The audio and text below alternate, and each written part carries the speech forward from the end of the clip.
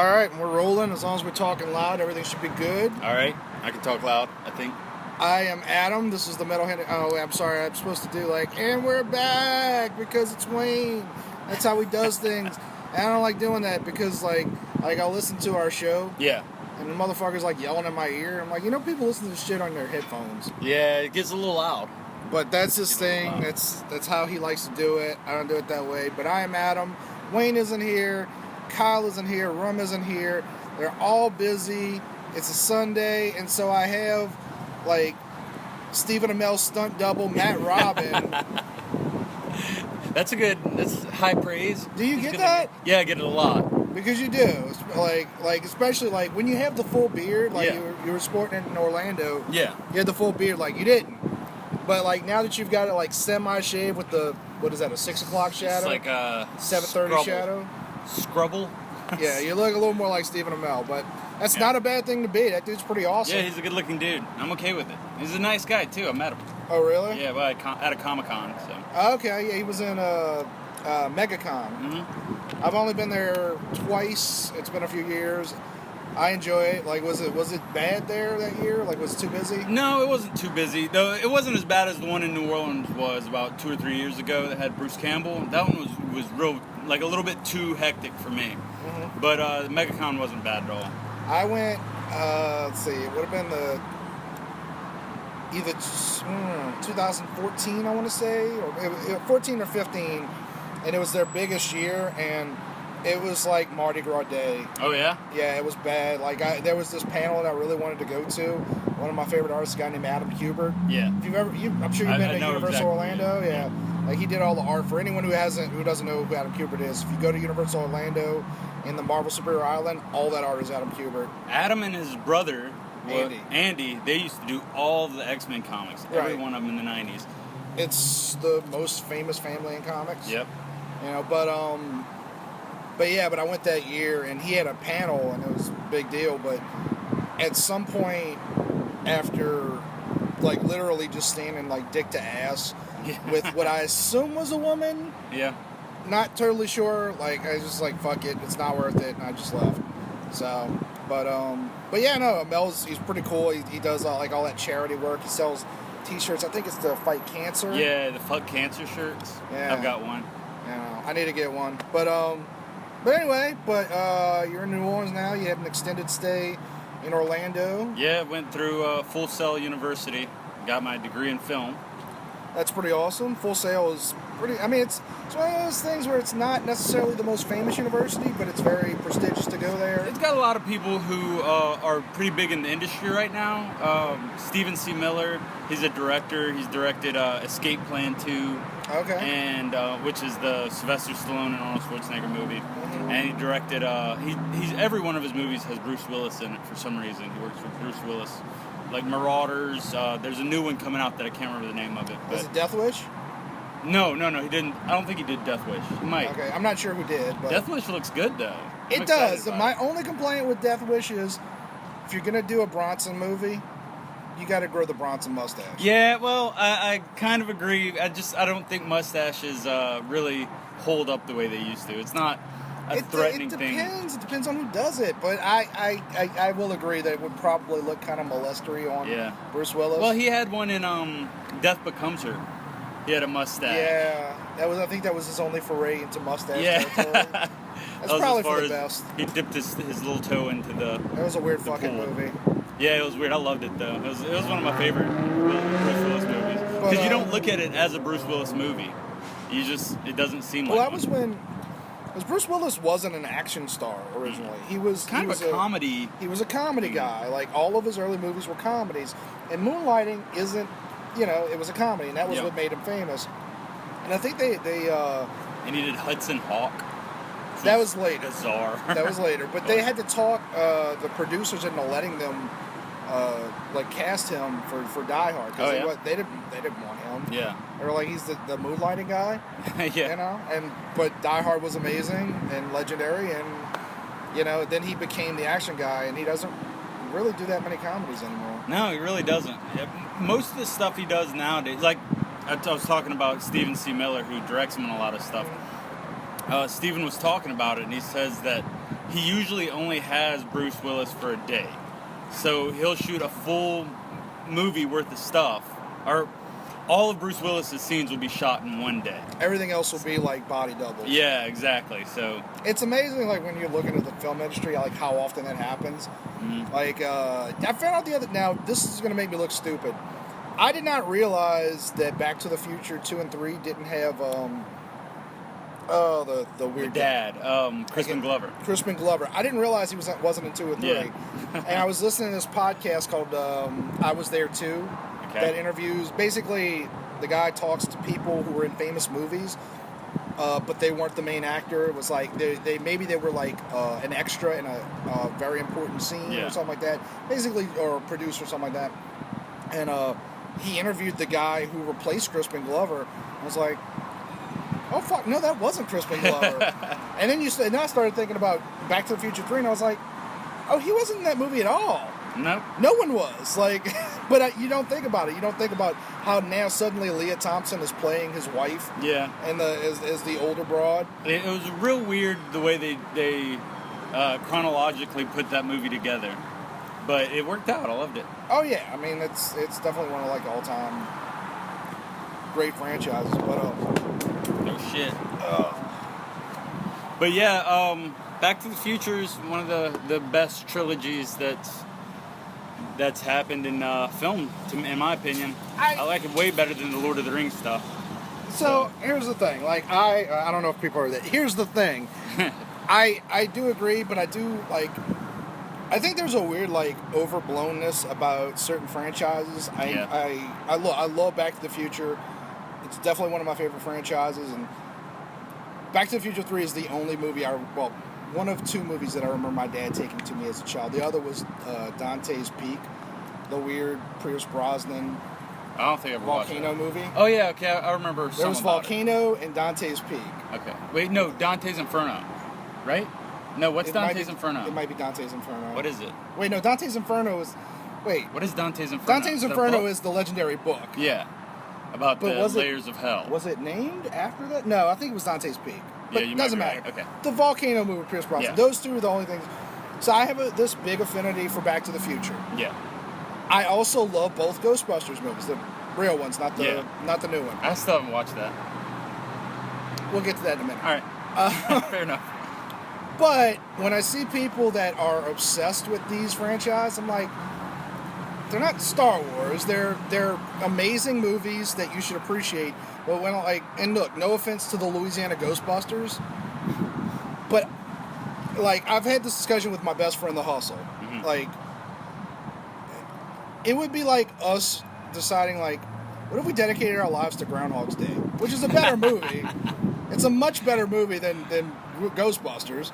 Well, maybe not much, but it's a better movie. I think Ghostbusters just did a better job at making itself a franchise and making itself accessible for kids to buy toys and the cartoon and stuff like that. So it's less heady, but it's more commercial. Yeah, or more commercially viable. Yeah, but and also Groundhog's Day has a lot of like great bid players like Ned Ryerson. I can't think of his name. Stephen Tobolowsky. Yeah, but like Ghostbusters is like these great giants. Like, and Bill Murray, man. Bill Murray made that movie. He's the only reason it was. They all did. Like you do have to give Ghostbusters credit. I can give the guy who played Egon. Harold Ramis. Yeah, he did a great job, and so did Dan Aykroyd and the other guy that nobody remembers. But Bill Murray made that movie. I know his name's Winston and Zedmore in the movie. I know who he is. I can never remember his fucking name, and it makes me feel horrible. I know. It's because he's the black guy, and you don't want to be the one that forgets the black guy. No, I am a racist, but that's not the reason. That's not the reason I don't remember. It's just that he's only done like 3 movies. Yeah. He's did those 2 movies, and he did the movie The Cowboy Way with Woody from Woody Harrelson. Is that the one with Kiefer Sutherland in it too? I think so. Yeah. It's this weird movie where 2 cowboys show up to New York to. Yeah. It's like the inverse of Beverly Hills Cop. Yeah. But more comedic and yet less funny. Anyway, but Death Wish. The reason I love that trailer is that it's an affront to everything that seems to be going on in Hollywood now. Yeah. Like, it's a guy loses family. He's just like, I'm going to take the law into my hands. I'm going to get a shotgun and a bunch of other guns, apparently. And I'm going to kill the bad guys. And, like, Hollywood, over the last, 15 years, has done everything they could to, like, take us away from that. Yeah. You know? Really, and it's just, and there are people who are genuinely pissed seeing that. And then there's, like, people like me that are just like, that's amazing. And I'm so happy that this movie's being made now. I'm so sick of that mindset of people wanting to babyfoot around with movies and stuff. Like, it's art. You just make what you make. It doesn't matter if it's, you know what I mean? It doesn't matter whose feelings you're hurting or what you're putting in people's minds or anything like that. It's art. You have to do it. Hollywood's so fake with that stuff. Well, sometimes it's art. Like, my only issue is when something's artificial. Like, I'm trying to think of, like, a good example of, like, there's some movies that you watch these days, you're just like, oh, this was made to fit a certain audience that some executive decided. Yeah, well, okay, well, the Emoji Ghostbusters. Movies. Okay. Well, Ghostbusters as well. Yeah. You know, but, like, these movies that, like, look. I heard the Emoji Movie was shit, by the way. Did you? I haven't watched it. Did you hear what T.J. Miller said about it? No.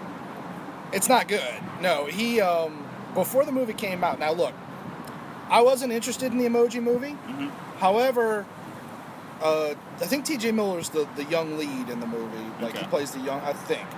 But the father of the lead Emoji is played by Stephen Wright. Okay. Who is my hero.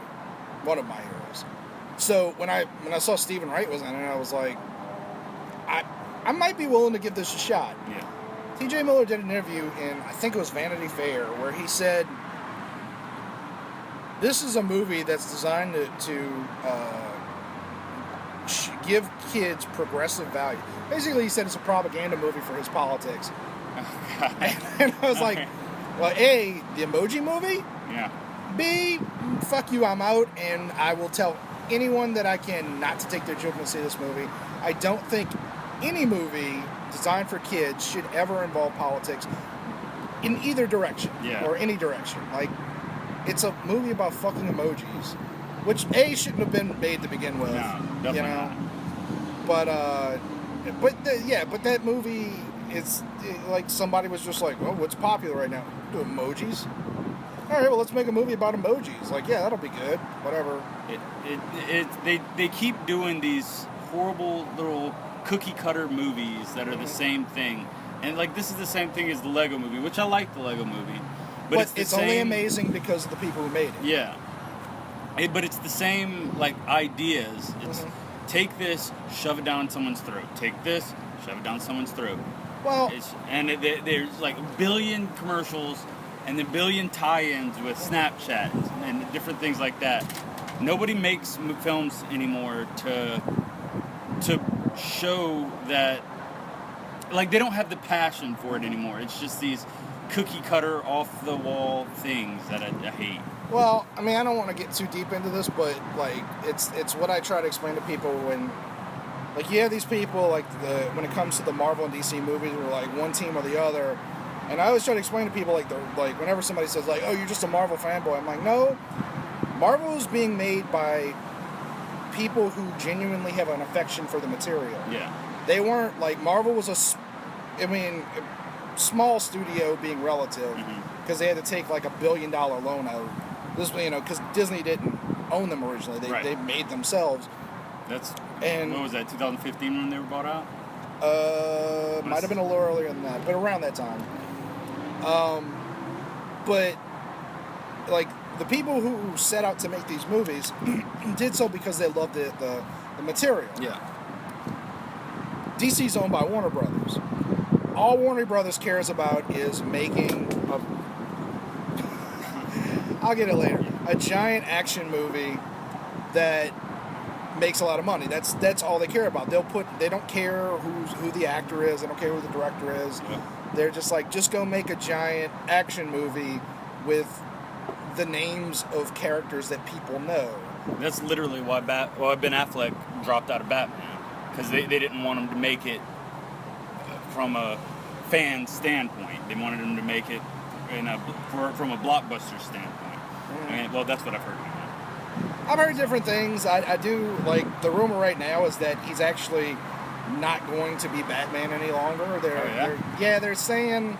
So the reason they're giving is that he's older now, and he's too old to commit to, like, 3 Batman movies. Yeah.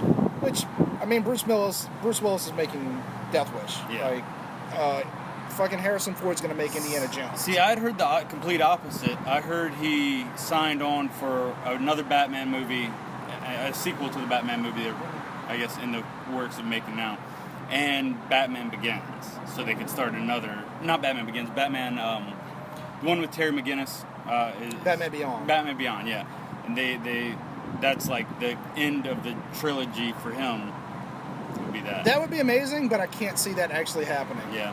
Batman Beyond didn't last because it was too conceptual. Yeah. Like, people didn't really know what to make of it, even though it was amazing. But it's hard to, it's hard to say with Warner Brothers. They've lied. Like, the entirety of the Justice League production from, what was it, 2012 was when Man of Steel came out, something like that. They've consistently lied about what they were doing and why they were doing it, but the rumor now is that Affleck's going to drop out, and they're not going to replace him as Bruce Wayne. They're just going to have Bruce Wayne drop out, and then I'm half expecting them to try and do Dark Knight Returns and have Carrie Kelly have a female Batman. Oh yeah. I don't know if they do it, but I feel like the way they've been going, and the way the industry works. Yeah, it's everything's so overly liberal. That's what I kind of felt like they were going to do with the Terry McGinnis. Either make it a woman or make it, a gay guy or something. They're gonna do something to make it different. You know what I mean? They're not gonna have another white male lead. That's the way things are these days, but. And actually, in Batman Beyond's niche enough to where you could probably get away with it. Yeah. Look, I love Idris Elba, but the only reason that I didn't care was because that they replaced, that they made him the gunslinger in the Dark Tower, just because I don't have any affinity for the Dark Tower. Yeah. But when people get mad at you, there was something about that recently. They put out a... So you've read X-Men comics, you said, right? So do you remember Domino from X-Force? Yeah. Okay, well, Ryan Reynolds this past week shared a picture of the person that's going to play Domino in Deadpool 2. And the actress doesn't look like Domino. It's a black woman with a white mark on her face. It looks like like diaper rash or something on her face. It's not even it's not pain or anything like that. And I wasn't upset exactly, but I made a lot of comments online pointing out this isn't Domino. Domino, for anyone who hasn't read X-Men comics, is a character that's you'd call her kind of an albino. Yeah. She's sort of like Mystique in a sense. Like, her skin color is mutated, but she has a black mark on her right eye. It's like a circle or it's like a circle, yeah. And so their idea was let's just have a black actress player and put a white mark, and it'll be the inverse. Well, but that's not all. That's not all that goes to the character. And actually, I don't even think the character has to be white. I don't care that she's black, because the point is her skin is a different color. She's not you're not really white. You're Caucasian. Yeah. Your skin is technically pink. Right. Domino is white, the color white, right? Actually. And so, people got upset, and then other people were like, "You're just a bunch of racists." It's no, it's I hate that. No matter what you say nowadays, you're a racist. I am a racist, but that doesn't mean I'm wrong. That's true. That's an ongoing joke with I always say that just because I don't care. I don't care if you call me a racist, and I'm ethnically indeterminate to most people. Yeah. I get Hispanic most often. Sometimes I get black. So I don't know if people really know where to put me for the most part. Yeah. But I get's white. I couldn't be anything else. Irish sometimes, which is. You just tell them you're an albino. Yeah. Sure. Well, you're really a black man. You're just an albino. I'm at least the lower half of me is. But no, I agree. My right foot is. I don't like. I mean, especially when it's a character that I grew up with, and Domino is not one of those characters. Even though I did, grow up with Domino. You're not necessarily precious about her. Yeah, I don't care that much about her, but to me, the way they did the eye thing, the circle, it just looks cheap. Yeah, it looks like shit. Mm-hmm. But I mean, we'll see. I was more mad that they made Valkyrie black in the upcoming Thor movie. Yeah, well, but that does go along with what Marvel did, because they made. Now, to be fair, like if you're familiar with Hogun, yeah, like one of the Warriors 3. Oh, yeah. He was always implied in the Marvel comics to have been Genghis Khan. Oh, yeah. Because all the three Warriors 3 were supposed to be famous characters from history, like, what's his name? Fandral, the guy who was played by Zachary Levi, was always implied to have been the basis for Robin Hood. Okay. And then Hogun, who's the guy with the horn helmet, he was always implied to have been Genghis Khan. So making him Asian was kind of like, okay, And even, like, the Idris Elba's Heimdall thing, I was like, I guess, like, I'm not going to make too much of a splash about it, even though it doesn't make sense, considering they're Norse gods. Yeah. But at some point, you do have to point out that, like, isn't it kind of silly? Why not just come up with a different character, or, you know... That's one of the big things for me, is, like, I understand you want a woman, a strong, powerful woman character. But write one. Wonder Woman's been around for years, and they've always talked about, like, we need Batman to be a woman, or we need Superman to be this or that. At one point, they made him Chinese. I don't even know what happened with that. I didn't hear about that. It's just, I don't know why they do that. Instead, they can't just take, like, Wonder Woman, make a good movie, which they did, I guess. Yeah. I haven't watched it yet. It's solid, it's good, it's worth watching. I'd even say it's worth owning. It's not what people are making it out to be. Yeah. For whatever reason, whether it's because you're a DC fanboy or because you want Wonder Woman for feminists, blah, blah, blah. I heard they make her really stupid through the whole thing. Like, I'd say naive. Naive, But there's also weird things, like, at some point, like, this is a weird thing in a movie that's technically supposed to be for kids and adults. Yeah. At one point, like, she walks in on Chris Pine and his dick's out. All right. Because he was taking a bath, and she's like, so you're a guy? And I'm like, wait, no, hold on. You're in your mid-20s. You've only heard of men. You probably wouldn't have heard of penises, and you'd be a little more surprised if you saw them. Yeah. Like, there's not... You can't... Like, you got kids. Like, at some point, like, they have questions about their bodies. It's never like, so it's a vagina, right? Okay. Like, there's going to be a little bit... I'm sorry to bring your kids into this. No, you're fine. But it, like, as human beings, we're naturally curious about things we don't understand. Yeah. There's not just going to be like, oh, so that's a penis. All right, whatever. My son, for the longest time, thought I had 3 penises. Good for you. I know, Do right? you, or is it just 2? It's just 1, and then the ball sack. And I think he thought that was 2 extra penises. Because he didn't know. Yeah, he doesn't know. But yeah, I agree. That she would be a little bit more shocked, I guess, or at least curious, like you said. But it does play into, like, the guy who's, like, the creative head of DC, and I guess technically DC Studios as well, Jeff Johns. Yeah. The last time he wrote Wonder Woman, she was really stupid as well, or naive, however you want to put it. But I thought they did a good job. The only thing is, like, when you're watching the movie, I don't remember all of them, but there's 3 different parts where I was like, yeah, that was in Captain America. Oh, yeah? Yeah, that was in Captain America. That was definitely in Captain America. Like, spoiler alert, Chris Pine dies at the end of the movie. Okay. But the only reason he does is because they didn't want to be able to say, like, look, it's exactly like Captain America. Yeah. But it's a good movie. It's a solid movie. But at the same time, like, San Diego Comic-Con was in mid-July, and they announced the release date for Wonder Woman 2, which is in 2 years.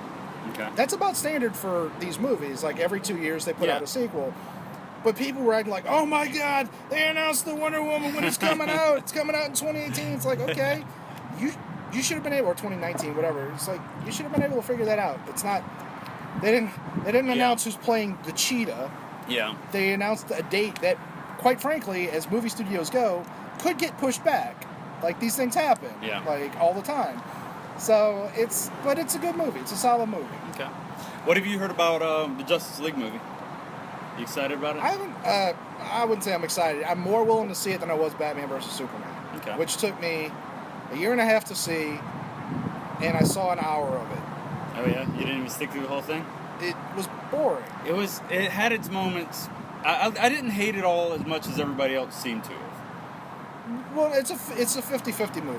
It's one of these movies that's you either love it or you hate it. Technically, you can kind of put me in hate it, but I watched it, I was like, this is boring, and then the part I cut off was when Jesse Eisenberg starts feeding the General Jolly Ranchers. Yeah. And I was like, I don't know what the fuck this is. He was the worst part. Jesse Eisenberg, it was awful. It didn't even make sense as Lex Luthor. I don't know that you can have a worse part of that movie, though. Like, there's just so many bad things about it. Like, philosophically alone, just the whole, like, Ma and Pa Kent consistently being like, maybe you should just let people die. It's like, wait, what? No. That's not, like, the reason that Superman is a great character is because he is instilled with values that make him better than us. It's not his abilities. It's that he was given these amazing abilities and taught to be a good person. But when you take out the good person, why isn't he a god? Why isn't he, like, conquering us? You know, like, look, I think I have fair morals. Little looser when it comes to women, but like fair morals. But if I didn't have those, and I don't know, I was super rich, like what would I do? I'd probably do a lot of horrible things. Yeah. You know, like I don't know. But anyway, you would do at least some bad things. It wouldn't all be horrible. Nobody's all evil, but nobody's all good either. You know, it's a good example. Like, super famous Hollywood stars that are douchebags. Like, people make excuses for it because, like, what would you do if everyone treated you like everything you did was important and everything you said mattered? Yeah. You'd be an asshole, and they become assholes. Well, if Superman didn't have morals, he'd be an asshole. He'd just be like, you know what, I want that mansion. I'm going to kill everyone in it. I'm going to take that mansion. I want that woman. I'm going to kill her husband. You know? Yeah. Like, I don't know. Anyway. I hated that Gotham was literally, like, across a river from Metropolis, which was literally just a lot of people. I want to go over there. But they're not actually that far apart geographically. Metropolis is Cleveland. Okay. Gotham is Chicago. So, okay. I always assumed Gotham, Chicago, and Metropolis is New York. And, I mean, a lot of people Superman can fly so fast, it wouldn't take a lot of people do. But, you can't really replace New York City. Like, and technically they didn't replace Chicago either. Yeah. But Siegel and Schuster were from Cleveland. Okay. And in their mind, that was the big city, you know. Yeah. Now, does it really matter? No. But if you're thinking about it in those terms, it's not right across the river from each other. Right. But I don't know. Yeah, I can see that. It actually always bothered me more that Kansas always seemed to be, like, right outside of Metropolis. Yeah, they, like, take a bus there and stuff, and it's, like, a day trip. But, anyway. I wonder why they never said what state Metropolis was in. Did they? Well, it's like the Simpsons thing. Yeah, but they always did say Smallville, Kansas. Why would they do one and not the other? That's a good point. I guess because Smallville didn't. I honestly, I don't know. Yeah. Huh. Like I said, as far as I knew, Cleveland was always supposed to be Metropolis, at least in the minds of the original creators. Now, people since probably actually do make it more like New York City in their minds, but I don't know. Metropolis seems a lot cleaner than New York. When do you think they're gonna revamp all of the DC universe? I give it 10 years at most. Well, it depends. So, the dirty little secret is that Justice League didn't make that much in terms of what it needed to make. Yeah. Because that was, not Justice League, Batman vs. Superman. That was a super expensive movie to make. Yeah. I want to say... Zack Snyder's a great director, but he's a great visual director. Yeah. But storytelling... The whole problem with it is that he thinks everything should be... dark. Well, not just dark. Everything should be a magical moment. And maybe not even that. It should be this beautiful escape. But to make a movie good, you also have to have those moments to where things slow down and you have a story that can be followed in it. So my issue with him is like, and I actually, when they announced him for Man of Steel, like, I don't know if you remember this, but people hated that idea. Yeah. Because Sucker Punch had come out, and I actually like Sucker Punch for what it is. But people, like, lost their minds, and I was like, no, visually speaking, like, he's a great director. He can actually do things with Superman that we haven't seen before, that we should be able to see. And the trailer looked good. Yeah. But when I watched the movie, I realized, like, oh, this is his problem. He doesn't understand tone. Yeah. Like, I've always said, like, Man of Steel has the most tone-deaf moment in the history of cinema. Yeah. There's a scene at the end of Man of Steel where Metropolis has been, like, is like a crater.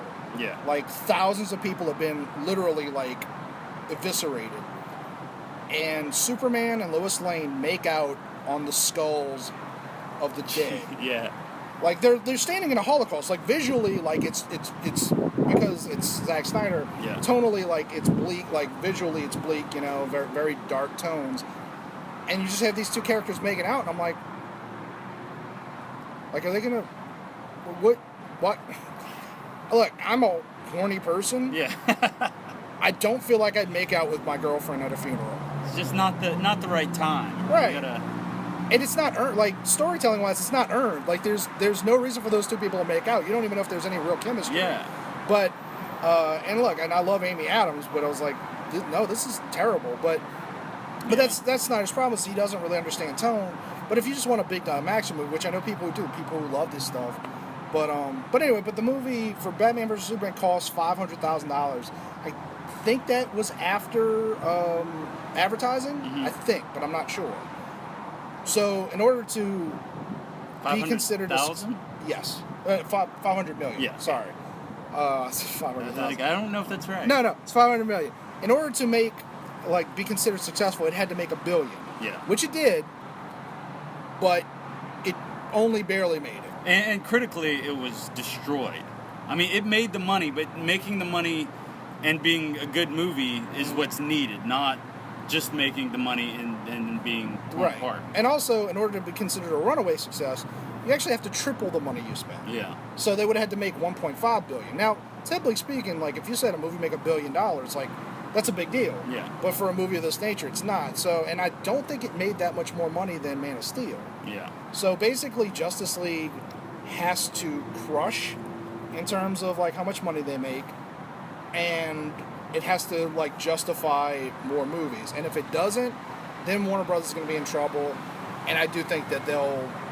I think basically, if Justice League doesn't make the money they want, I think they're going to go back to making Batman movies. Yeah. Maybe without Ben Affleck, maybe just rebooting everything.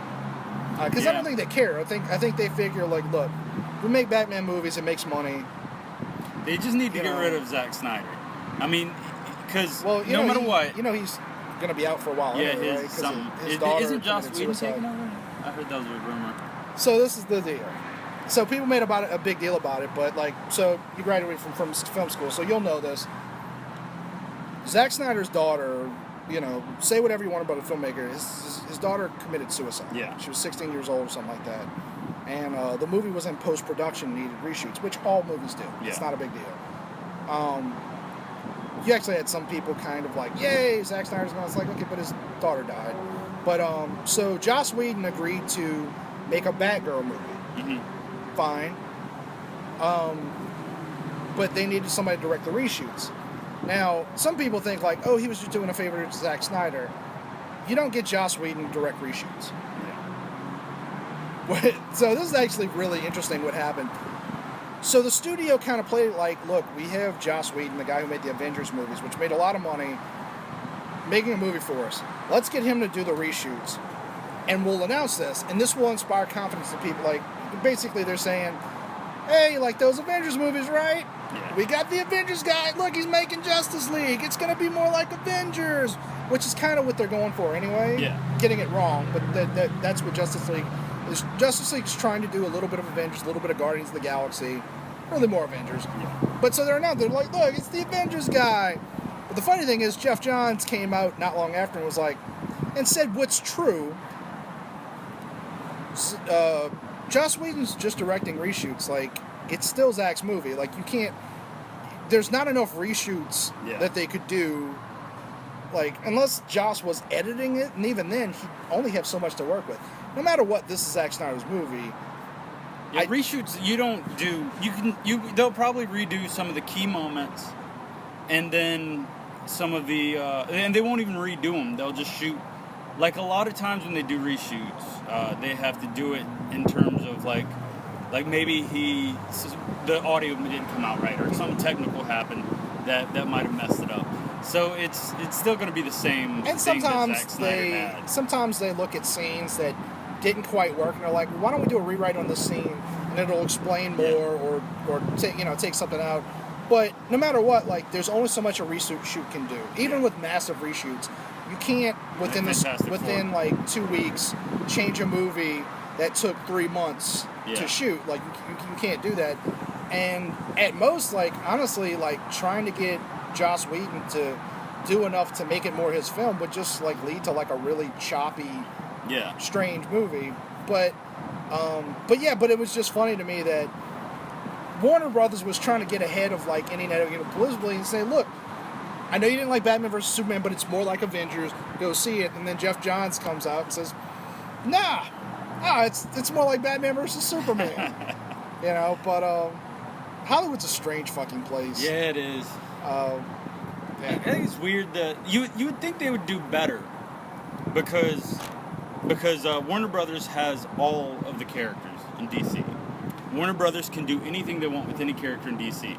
Marvel has to pick and choose what they can use. Like, they had to change the Skrulls to the Chitauri because they don't have the rights to it. So, I mean, you'd think that DC would be able to do a better job.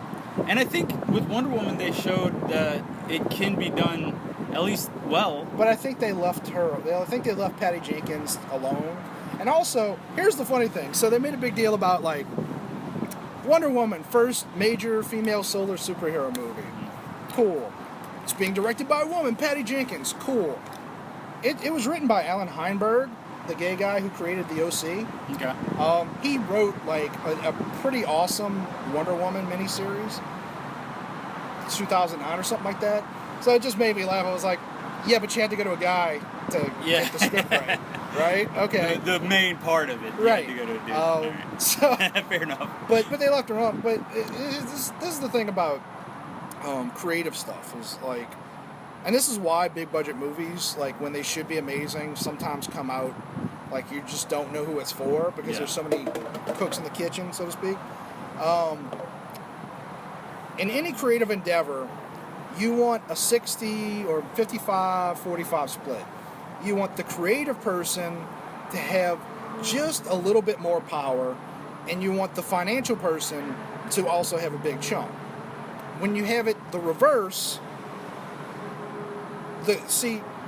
money people don't understand creative measures. Yeah. Like, Warner Brothers is strictly financial. It's strictly inventory people. Yep. So they look at Avengers and they're like, you got fucking superheroes, right? You got chicks with big tits, explosions.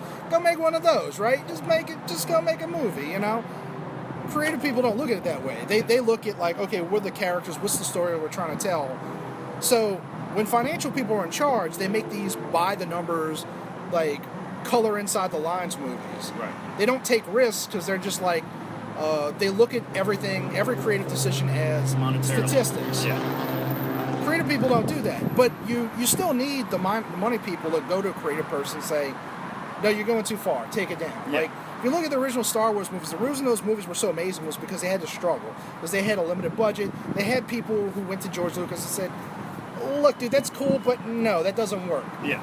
But when he made his other movies, nobody's going to tell George Lucas no. Yeah. So you have this creative person. It's not that he's a bad creative person. It's just that he has this great imagination, but he doesn't have anyone to go to him and say, that's stupid. Yeah. And if they do, they get fired. So no one says it, you know? Yeah, you're exactly right. So the way it works, directors, okay, you have your director, who's the head of the team, I guess is what you'd call it. Right. He doesn't really usually do the visuals. That'll be your director of photography, who the director does hire and works closely with during the shooting. Right. And also he hires a first AD, which the first AD is the person who does all of the schedules and all of the getting people where they need to be and making sure safety's number one, doing all the stuff. First AD is like it's almost like your first step down from a producer. Mm-hmm. Producers got all the money, then you got directors who really answers to the producer, but they're kind of right there usually. Right. And first AD is the one who directly answers to the producer and has to make sure everything fits in. So you say, we're going to shoot this here, at this time, we're going through this scene. And they're the ones that keep everybody, kind of keep the scheduling and keep everybody in check. Make sure everybody's where they need to be. So the producer being your money guy and your director being your creative mind, usually, a lot of times they'll bump heads. Right. Because the producer wants it to be a success money-wise, and the director wants it to be a success film-wise, like a good movie. Right. You'd rather, normally, not always. Yeah, it depends on the producer. Yeah. Like a Steven Spielberg producer is going to have more visual. Right. But, exactly. But most of these guys are just guys who had money or made their money. Right. You know.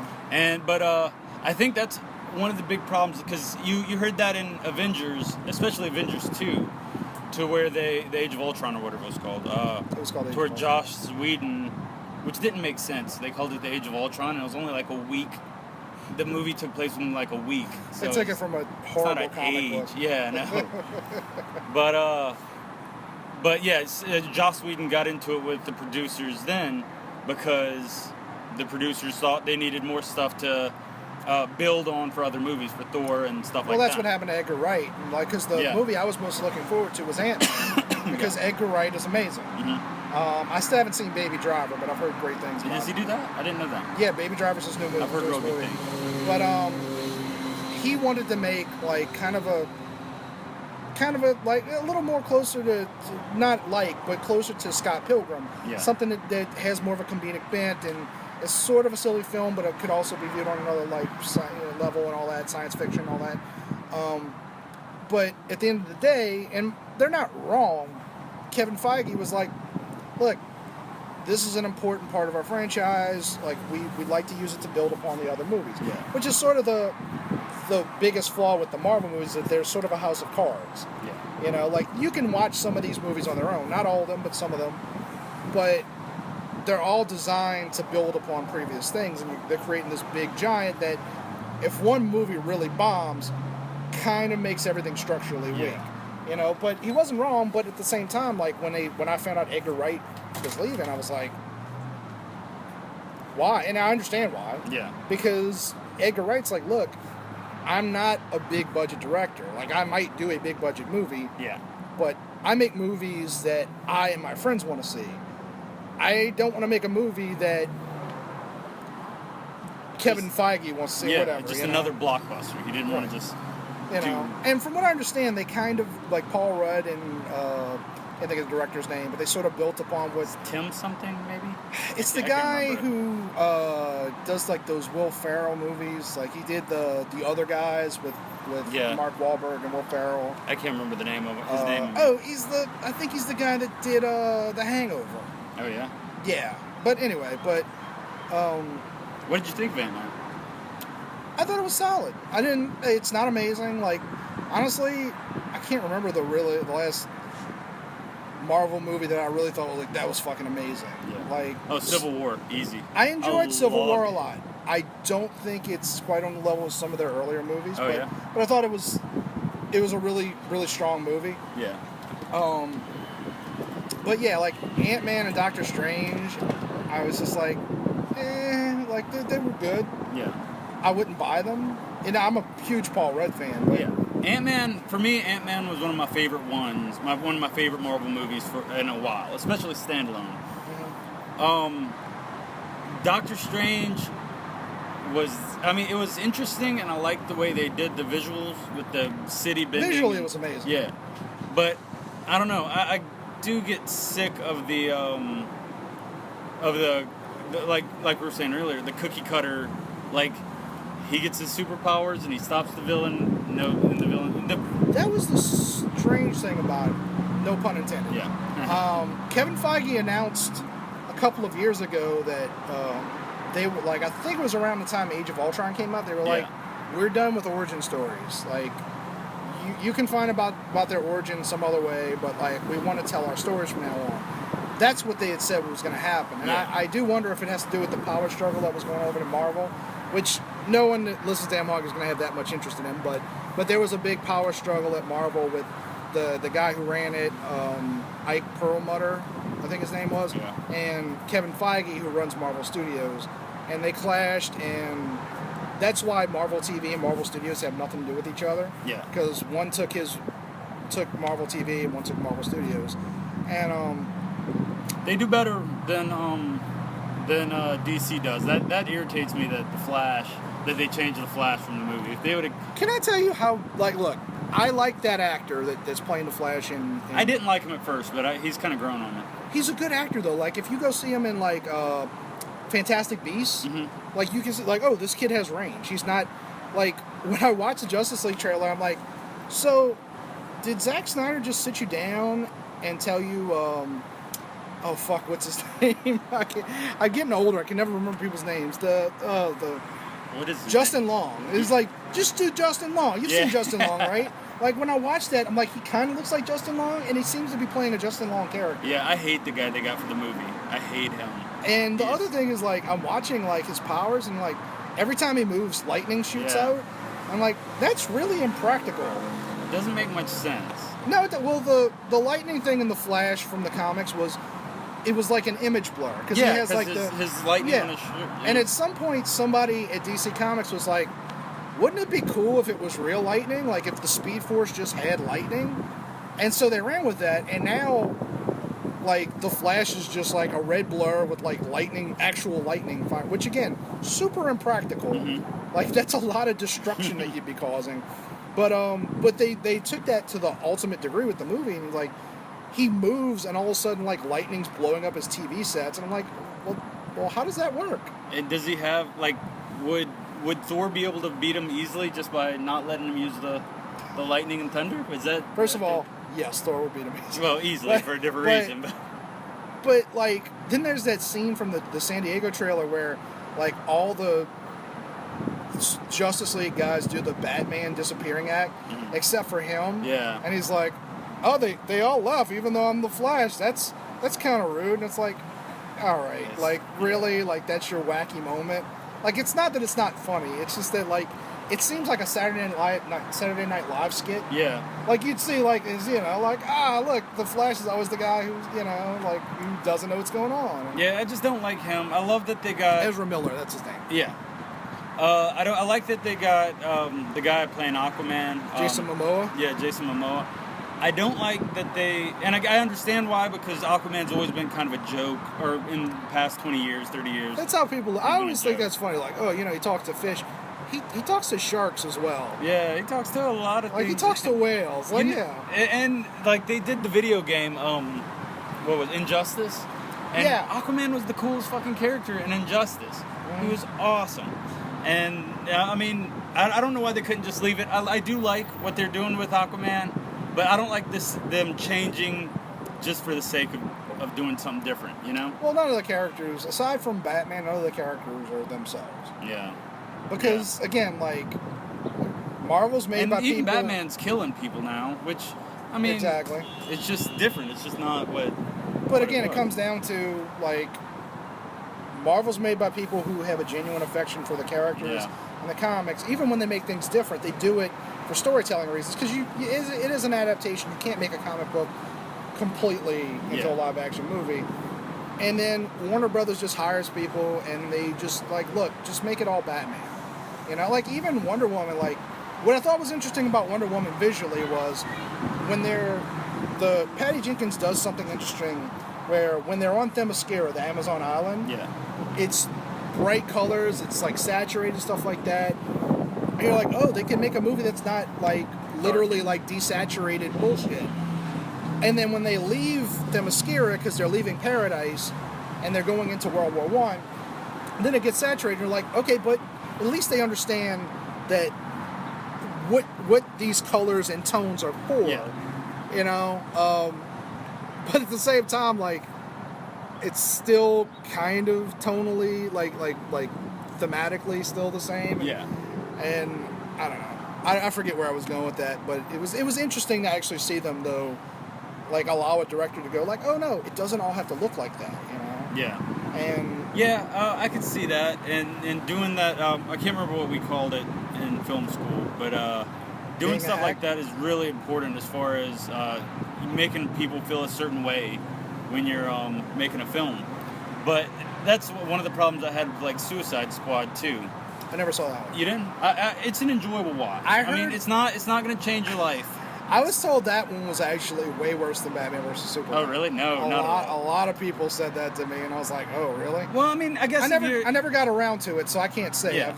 If you're going in wanting something the level of Batman vs Superman, well, no, that's not you're what not going to get it. That's not what it's supposed to be. But I mean, and it's the actual threat that is there for Suicide Squad. The reason they get them, super dumb. Like, the villain's really dumb. A lot of it's dumb, but there's some really good moments that show up between, like, Joker, Harley Quinn, and Deadshot, and even Killer Croc. I mean, it's not a great movie. It's just one of those things where you can kind of enjoy it if you're not picking it apart. You know what I mean? Right. Well, but you can never say, like, there's some movies that I'm like that. Well, give you a good example.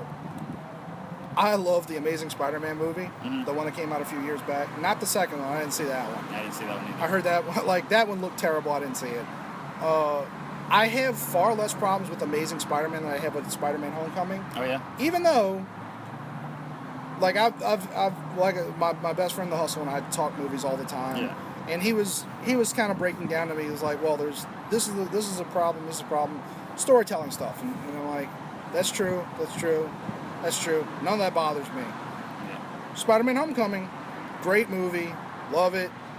I have a ton of problems with it, and I can't turn my brain off. Yeah. And that one movie, I was totally fine. The other movie, my brain is constantly picking it, like, that doesn't make sense. You know, why doesn't he have a spider sense? The spider sense thing. They replaced it with Jennifer Connelly. The whole MJ. Oh yeah, I didn't even think about that. I did. The whole MJ thing irritated me. First of all, she is whoever her name is, Zatanna or Zendaya. Zendaya. Zendaya. Yeah, she is the worst actress I've I saw ever you say seen. I like her. I hated her. All of her lines were exactly the same. I don't think she's good in the movie, but I've said, like... Oh, I haven't seen her in anything else. I guess she's a Disney Channel actress. Yeah, my daughter loves her she's from Undercover. Beautiful girl, great. That's a terrible show. I've seen it. But for a little girl, I can, you know, like your daughter is what, 7 or 8? She's 9? Okay. That's about right. Great singer, beautiful girl. But yeah, she's a Disney Channel actress. Yeah. They don't really train her that well. But I'm pretty sure her character, Michelle, and Liz, who is the main actress in it, pretty sure they were the same character at one point in the script. I think this is a rewrite because they realized, like, oh, well, we want to have this twist. I'm not going to give away the ending unless you already heard the Homecoming special that we did on the show a while back. But you know, when they wrote that twist at the end, I think they were like, oh, well, we can't really have Michelle, and I'll tell you exactly why. There's a few reasons why I think they were the same character. The first one is that the opening scene has Michael Keaton's character, Adrian Toomes, looking at a picture that his daughter drew. Yeah. I think I just gave away the spoiler. It doesn't matter. Yeah. Sorry, the movie's been out for a month, whatever. So, like, they make a big deal about this picture that she drew. The character that's drawing for the rest of the movie, like, randomly, is Michelle. Yeah. The rest of the movie, like, they make a big deal about her being an artist, even though it doesn't fit with everything else. Like, she's a mathlete and all that, and she's a loner. Like, there's no reason for her to do all that stuff. And there's this weird connection that doesn't go anywhere. Whereas Liz Allen, you know, she does, or Liz Toomes, whatever she turns out to be. They got me with that twist. Like, I didn't expect it. I mean, I guess that's why they made her black, so they could catch you like that. But But that just leads to more questions. Yeah. Like, as soon as I saw that, I was like, she keeps calling him Dad. Yeah. Did he adopt her? Is that his stepdaughter? I really loved Michael Keaton in it. And the character as a whole, I loved it. I thought that, I was hoping that they would, if they were going to do the mix mash thing where they're putting people together, I was hoping that they would start using him as Norman Osborn, because he would be such a good Norman Osborn. I'm glad they got away from Norman Osborn. Oh yeah. I'm glad that, and I'm also glad, and I've said this from the beginning, I didn't have a problem with Zendaya being, obviously she's going to be the love interest in the next movie, or something like that. I hate her. I don't have a problem with that, because I was like, look, Peter's into black chicks, cool. I like some black chicks, you know? However, we've seen enough of Mary Jane, we've seen enough of Gwen Stacy. Just make her a different character and we're fine. Is it that hard? They basically did. Like, they kind of winked at the camera, but nobody's going to call her MJ. Yeah. Well, that's one of the things that irritates me about it, is that they took MJ, I guess, and it was such a lazy way to do that. My friends call me MJ. That's such a lazy way. So you're Mary Jane Watson, and your name's Michelle, whatever her last name was. You're not redhead. Mary Jane in the comic books was not any kind of comedic relief. Never said anything funny. She wasn't really a loner. Yeah, well, she was like the popular girl. She sort of. I mean, she was someone with a deep past. But yeah, she was very popular. And so they literally just took a name and assigned it to something completely different. Why even bring that up? Why make that a thing? By the way, just like, I didn't think about this earlier when I did the review, but when she says, like, my friends call me MJ, she's talking to the only people that would count as friends. Yeah. Like, none of them call her MJ. Too. But I'm hoping they keep Michael Keaton, because I like that he lived and everything. They kind of made a reference I think the next one's going to be the Scorpion. I think they're going to do Sinister Six. It might be a little... You know what? Sony being what they are... Because I think their contract with Marvel is only one more movie. Yeah. Aside from, like, the Marvel end of stuff where Spider-Man's obviously going to be in Infinity War and whatever the other thing is, but there's, like, one more Spider-Man movie, and everything else, supposedly, unless they up their contract, Sony's, you know. So, Sinister Six... we can bitch about. Go ahead. Sinister Six will probably either be Spider-Man 2 or Spider-Man 3. Yeah. I'm actually thinking it'll be 3. I think you'll get Scorpion in the next movie, and then Sinister Six they'll like introduce little threads. I think Spider-Man 3 is where they'll try to do Sinister Six. Number one, I want to bitch about the Venom movie that's coming up. It is so... starring Bane himself? Yeah, I love that. I love the casting. I love Tom Hardy. It's not going to have Spider-Man in it. So here's the thing about Sony. Sony is worse than even Warner Bros. As far as, like, they don't know what they're doing. Somebody the other day pointed out, like, Sony used to be like this big company where, like, the best products were Sony products. And then at some point, the only good thing Sony was putting out was the PlayStation. Actually, now Sony's coming up in cameras again, but they've got the Sony F100 or something is like a really good popular camera. Well, for vloggers, like the A9s and the A7Ss are, because that's I'm looking at maybe at one point getting one. But anyway, so their plans are to make, they want to make a Spider-Man shared universe, because they have, Spider-Man has a lot of different characters. Yeah. The problem with all those characters is they all revolve around Peter. Yeah. It's not like Black Cat. I think she has had a miniseries at some point, but I'm sure she has. But they were like, "What do we have? Oh, we have Black Cat and Silver Sable." Yeah, now, Silver Sable? That hasn't even been a character since the 90s. I actually think that could be a good movie if it's done right, because what I'm picturing is that it's sort of like a 1970s movie, like sort of Romancing the Stone kind of thing. Yeah. With Black Cat as this thief that steals some sort of diamond that Silver Sable's protecting, and it's sort of like Lara Croft, kind of like like if they do it as sort of some sort of like adventure movie, less than a superhero movie, that could work. But it could come out of left field, like Blade did or something like that, something that's not so popular. But you're right, Venom without Spider-Man doesn't even make sense. The reason that Venom has a spider on his chest is because assuming that they keep the spider. They would have to. That's Venom. I mean, I guess they probably don't have it's to. Sony. It's You're Sony. right. I could see them.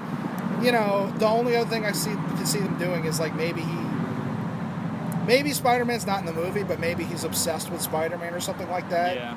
They could easily do that, and it turns into some sort of anti-hero movie.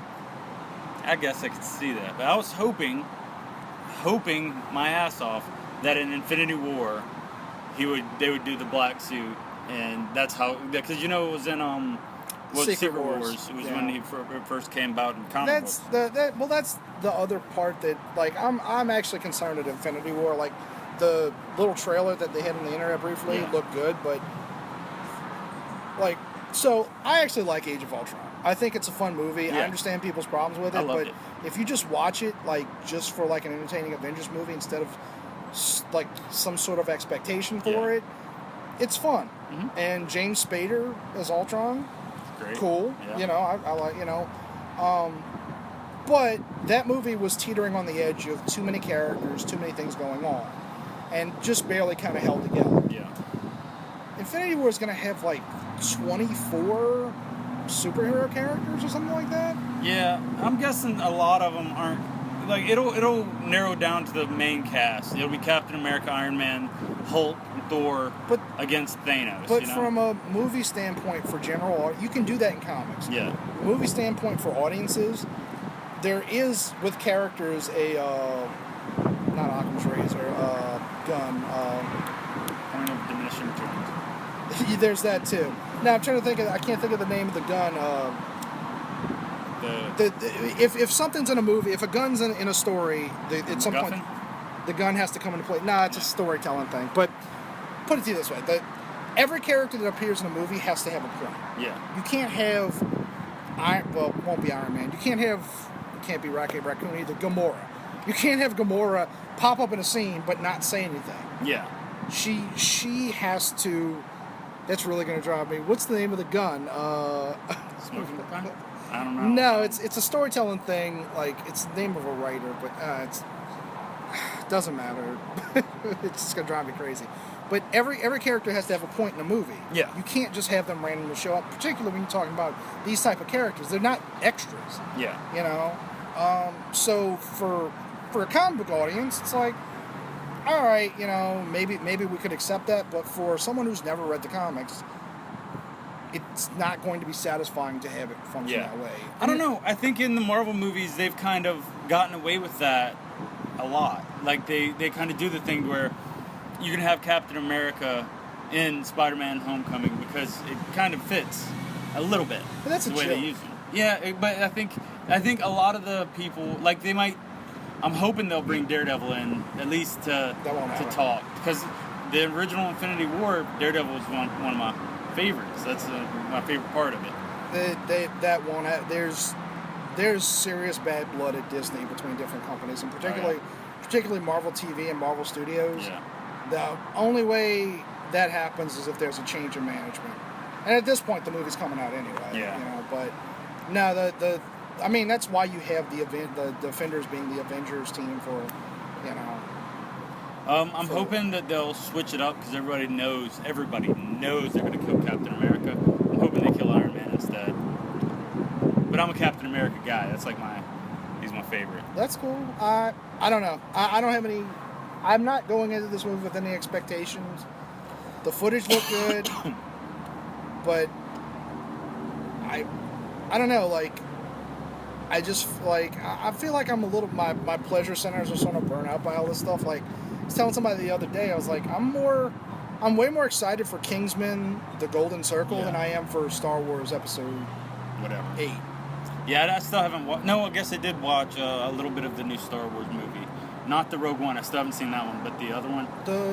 Okay, so between the two, I actually think Episode 7's better. Oh yeah. It feels like a Star Wars movie. It's missing a lot of the depth that made the original Star Wars what it was. Yeah. But basically, it's like Episode 7 is like the perfect Star Wars fan film.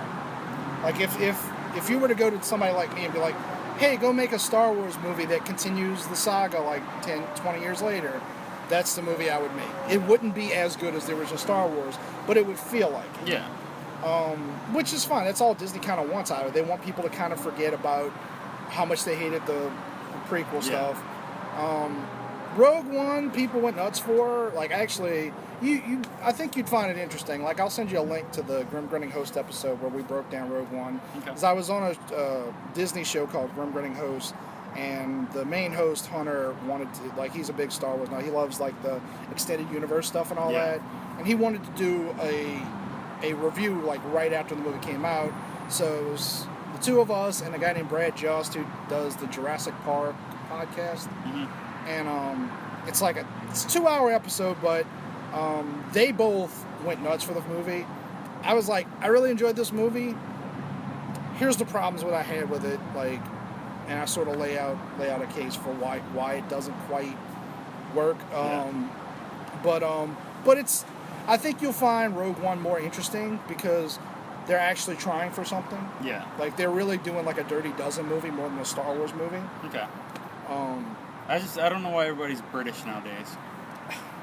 Because it makes people think they're smarter. You think? Oh, that's, I forget classier or something? I think it's Ben Shapiro says, like, people add, like, 10 points to your IQ if you have an English accent. Oh. Like, you're not smarter, you just sound smarter. Yeah. You know? I can see that. All right. But I know a lot of English people. I watched, they're not, sorry. They're dumb. I watched this movie called, I think I want to say it was called Freaks of Nature, maybe, or Freak. It's about zombies, zombies, vampires, and what's the other one? And humans, I guess. It's this big war between them, and at the end, this alien comes, and it's got a lot of big actors in it.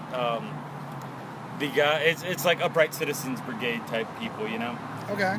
But in the end, there's an alien comes.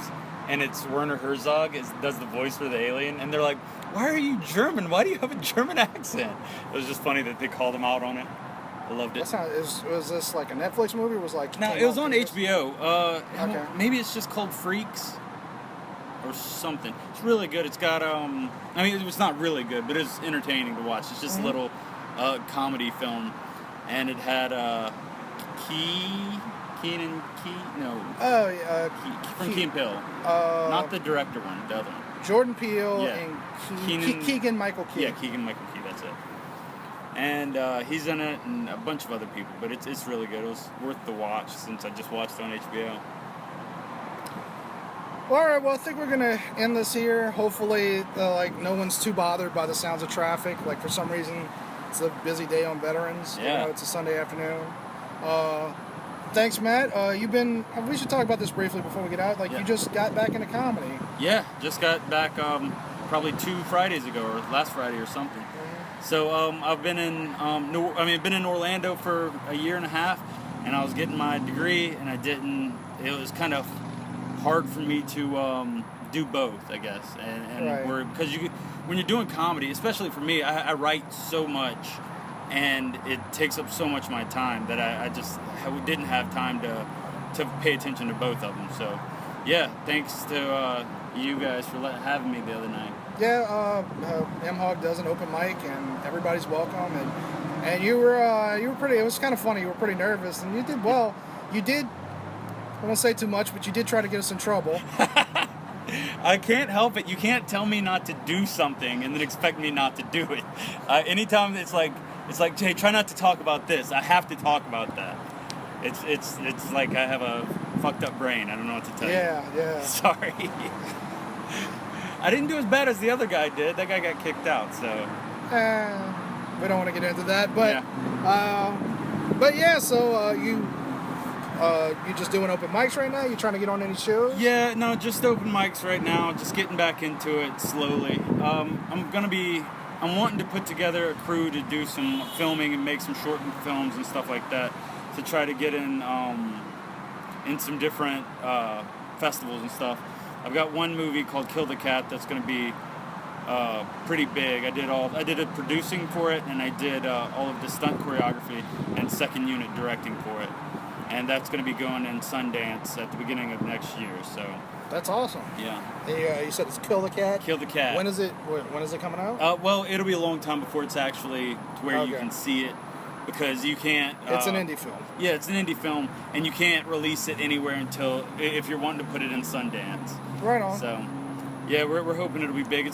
We did kind of put it in an internet festival, and it won a few awards, but it's a small festival, so it wasn't. They didn't get mad at you. Anything. Yeah. But yeah, I've got that. I've got my website. I'll plug. IHateMattRobin.com. It's got all my, all the films I've been in. It's got my director reel and a couple of other things on it. So. All right, and any social media you want to plug before we go? Just I Hate Matt Robin at I Hate Matt Robin on Twitter, and just find me on Facebook, man. I'm a Facebook guy more than a Twitter guy. I hear you. I'm more of an asshole on Twitter. Actually, Twitter's mostly where I talk about my politics. Okay. I'm pretty sure 90% of the people that follow me have me hidden or muted. I'm pretty sure. I get that a lot, and I get people just coming out of nowhere and asking why they're still friends with me on Facebook. I don't know. Delete me. I don't care. I don't understand that. I don't say that about people that I disagree with them. I know. I had I won't get too far into this, but yeah. I had a woman that I was pen pals from MySpace for 12 years. Yeah. In 2016, deleted me, and we hadn't talked much, but I noticed she had deleted me, and I wrote to her and I was like, hey, just out of curiosity, after over a decade, why are you no longer talking to me? And she said something to the effect of, it's too complicated to get into on here, but basically people like you hate people like me. And I was like, wow, you don't know me at all. That's stupid. I was like, well, I wish you luck in your future endeavors, but no, that's actually I told her, I was like, I'm more disappointed that you clearly don't know me after a decade. Yeah. Because we'd had very private, personal conversations. I was like, I'm more disappointed by that than the fact that you don't want to talk to me. Yeah. Because that means we were never really friends. I had a friend. I have one of my best friends from film school. She's a media communications person, which she's great. She's brilliant. Her name's LaJoya, and she is super into the Black Lives Matter movement, and she's super liberal. And I'm not. I'm a libertarian, but I'm more on a conservative side of it. And we can sit there and talk about things and respect each other's opinion and not yell at each other, not fight, not delete each other from Facebook and shit like that. And to me, that's what a friendship should be. Mm-hmm. We can have two different mindsets, two different ideas on things, and still either talk about it or not talk about it. We can do anything else, you know what I mean? But I hate that people are like that. If you're super liberal, and because I don't think Trump is doing as bad of a job as everybody seems to think he's doing. That's a complicated discussion. I'm not a Trump hater. I'm definitely not a Trump supporter. Definitely not. Actually, that was the funny thing. I'll say I'll support him because he's the president. But I'm military. I'm over that shit, honestly. I saw somebody. I'll talk about this before we close out. So President Obama's birthday was last week. Yeah. And I saw a bunch of people saying "Happy Birthday, President Obama," which kind of bugged me a little bit. One famous artist that I know, I won't say his name, but not that it matters, but he drew a picture of Obama and wrote, "Happy birthday, Mr. President, I miss you." And I was like, I miss you? That's weird. I was like, what the fuck does that mean? And I'm not bothered that people like President Obama. I was just like, he's a civil servant. I don't know what Ronald Reagan's birthday is. Yeah. I shouldn't. Honestly, I don't know. Even though it's a holiday, I don't know what George Washington's birthday is. Yeah. And you shouldn't. At the end of the day, even if they do great things, they're civil servants. They're not monarchs. Yeah. It's weird to me that people would wish a former president happy birthday. It's definitely like that for Obama. He was a change. He changed the whole country immediately when he became president. Well, culturally, I think it was always going that direction. I think it was just a good excuse for a lot of people to. But whatever. I hate the Facebook posts that say he was 8 years with no scandals. No scandals. That's Yeah. bullshit. Well, Fast and Furious was a huge scandal. but most people are low information voters. Yeah, you're right. And look, and I'm not an expert either. Like, I know a lot, I pay a lot of attention, but whatever. Hey, whatever. Happy birthday, President Obama. I don't miss you. I don't know you. I'm sure you're a nice person. Yeah, I don't like your I don't wife, know but like, yeah, I I'm don't fine like with her you. either. But, I don't understand. Bill Burr said it, but I don't understand why people are wanting her to be president Yeah. now. Like, she's literally done nothing that would make that a thing. What about fucking the current president makes you able to do that? I mean, it almost worked for Hillary. Yeah, guess so. But that's it. All We are right. done here. Thank you, Matt Robin. Thank you for having me. This has been a movie-intensive Metal Hand of God podcast. Hope you enjoyed it. Sorry about the background noise, but, you know, this is what happens often when I'm in charge. So, we'll be, hopefully, the Rum Guy and Wayne will be back on the next episode. If not, I guess you'll have more of me. So, It's peace. not a bad thing. Did I just say peace? Peace out. I don't know why I said that. All right, keep it metal.